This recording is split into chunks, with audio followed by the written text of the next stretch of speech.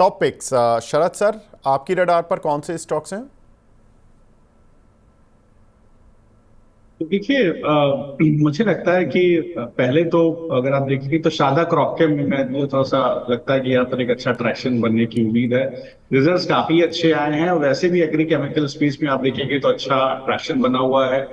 तो agro chemical sector में अगर 40% की growth first of the financial year में देखने को मिली है। नॉन एग्री में थोड़ा सा ग्रोथ है, लेकिन अगर आप देखेंगे तो फंजीसाइड्स इसके बाद में करीब 81% की एनुअल ग्रोथ देखने को मिली है। हर्बिसाइड इंसेक्टिसाइड में भी अच्छी ग्रोथ देखने को मिली है। और मैं इसकी अगर आप देखेंगे तो अक्रॉस यूरोप नाफ्टा में की कंट्रीब्यूटर उस जोन से रहे हैं, वॉल्यूम ड्राइवर्स रहे हैं। और यहाँ पर मुझे लगता है वॉल्यूम भी अच्छे हैं और मैनेजमेंट का ही मानना है कि आने वाले समय में भी जो ग्रॉस मार्जिन है जो करीब 28.4% के आसपास है, वहां पर आगे ट्रैक्शन देखने को मिलेगा, क्योंकि प्राइसेस आने वाले समय में बढ़ते हुए दिखाई देंगे। तो मुझे लगता है बिल्कुल यहाँ पे बने रहना चाहिए। 580 का एक स्टॉप लॉस रखिए, मुझे लगता है 750 कम से कम इसके अंदर टारगेट आपको दिखाई देंगे। जनवरी तक आप इसको होल्ड कीजिए। दूसरा देखिए एक्साइड इंडस्ट्री को ध्यान रखिएगा। मुझे लगता है यहाँ रिजल्ट्स काफी अच्छे आएंगे। विचेवर वे आप देखिए फर्स्ट क्वार्टर में भी बहुत अच्छे रिजल्ट कंपनी को देखने को मिले थे। मुझे लगता है वो चीज यहाँ रिपीट होते हुए दिखाई देगी। फर्स्ट क्वार्टर में भी देखिए तो आप ऑपरेटिंग रेवेन्यू रिकॉर्ड 4300 करोड़ के आसपास मिला था। सबसे अच्छी बात है कि जो उन्होंने 275 करोड़ Q1 में डाला है अपनी दूसरी कंपनी के अंदर, जो एक्साइड एनर्जी सॉल्यूशंस है, जो basically renewable energy, electrical utility, telecom वगैरह को केटर करती है, वहां पर एक अच्छा कैपेसिटी एक्सपेंशन कंपनी कर रही है सेल मैन्युफैक्चरिंग में। उसका भी कुछ समय में कहीं ना कहीं आपको टॉप लाइन में मार्जिन में एक बार इनपुट आता हुआ दिखाई देगा। बिल्कुल स्टॉक के अंदर मुझे लगता है बिल्कुल यहाँ पर एक खरीदारी बनानी चाहिए। मुझे लगता है कि अब आप 464-65 का भाव है, डिप्स पे खरीदिए। मुझे लगता है कि 445 रुपए के आसपास स्टॉप लॉस रखिए। मुझे लगता है स्लोली ग्रेजुअली 520 या 80 के ऊपर के टारगेट आपको देखने को मिल जाएंगे। जनवरी तक होल्ड कीजिएगा। और एक्साइड में जो ट्रेडर है वो चाहे तो एक्साइड पे 470 का नवंबर का कॉल ऑप्शन खरीद सकते हैं। मुझे लगता है 15 रुपए का स्टॉप लॉस रखेंगे तो कुछ ही समय में जैसे रिजल्ट आता है उसके आसपास उनको 33 रुपए से लेकर के 40 रुपए तक के टारगेट देखने को मिले। बिल्कुल। तो एक्साइड और शादा क्रॉपकॉम, ये शरद सर की तरफ से दो स्टॉक्स जहां पर कि आप इन्वेस्ट कर सकते हैं, ट्रेड कर सकते हैं फॉर द मीडियम टर्म। 459 रुपये पर एक्साइड चल रहा है, 520 रुपये का टारगेट, 445 रुपये का स्टॉप लॉस है। शारदा क्रॉपकॉम यहाँ पर रिजल्ट्स काफ़ी अच्छे देखने के लिए मिले हैं और 696 रुपये पर चल रहा है, 747 का टारगेट, 580 रुपये का एक स्टॉप लॉस। तो ये दो काउंटर तो शरद सर की तरफ से हैं।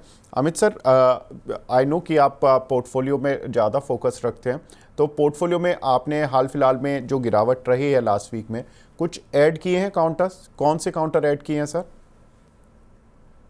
विवेक, हमने फॉर एग्जांपल बीपीसीएल हमने ऑन द वे डाउन काफी ऐड किया है। और ओके। हमने आईजीएल हमने काफी ऐड किया है, क्योंकि आईजीएल में जो है एक बड़ा फॉल देखने को मिला है। ऑफ कोर्स उसका जो ट्रिगर था बड़े फॉल का, वो जो एपीएम में जो है वो गवर्नमेंट ने उनकी जो सप्लाई जो है वहां पे 20% उनका जो है एलोकेशन कम किया है आईजीएल और एनजीएल का। जी। तो वो एक वजह थी, मगर मुझे लगता है कि मार्केट में जो है वो ये जो बैड न्यूज थी रियली गॉट एग्जैजरेटेड और स्टॉक जो है वो काफी ज्यादा डाउन आ गया। मुझे लगता है ये लॉन्ग टर्म स्टोरीज हैं। बीपीसीएल हो गया, आईजीएल हो गया, एमजीएल हो गया, और इस तरीके से और बहुत सारे ऐसे तमाम स्टॉक्स हैं। हमने मन्नापुरम को भी जो है हमने काफी खरीदा है पिछले हफ्ते में। तो ये तमाम ऐसे स्टॉक्स हैं जहां पे कोई ना कोई बैड न्यूज थी, या तो रिजल्ट्स को लेके, और या फिर कोई गवर्नमेंट एक्शन को लेके, या फिर रेगुलेटरी एक्शन को लेके, जैसे मन्नापुरम में। मगर I think they got exaggerated, क्योंकि सेंटिमेंट इतना खराब था कि जो है वो the fears normally get very exaggerated when the sentiment is so bad. तो उसके वजह से मुझे लग रहा है कि ये स्टॉक्स जितने नीचे आने चाहिए थे उससे ज्यादा नीचे आए हैं। ये fundamentally they are very solid stories, ये लॉन्ग टर्म ग्रोथ स्टोरीज हैं। तो हमने यहाँ पर जो है बाय किया है, और मुझे लगता है कि आने वाले कुछ महीनों में ये स्टॉक्स रिकवर करेंगे।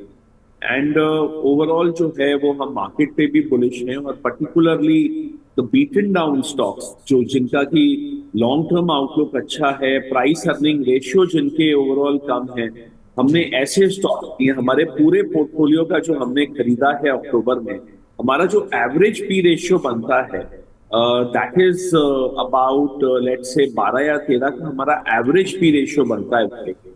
तो मुझे लगता है कि ये एक बहुत कंफर्टेबल पी रेशियो है और मार्केट जो है वो अब ऐसे स्टॉक्स को ज्यादा रिवॉर्ड करने वाली है जो कि फंडामेंटली अच्छे हैं और रीजनेबली वैल्यूड हैं, जहां पे अर्निंग्स अच्छी हैं, जहां पे डिविडेंड्स अच्छे हैं।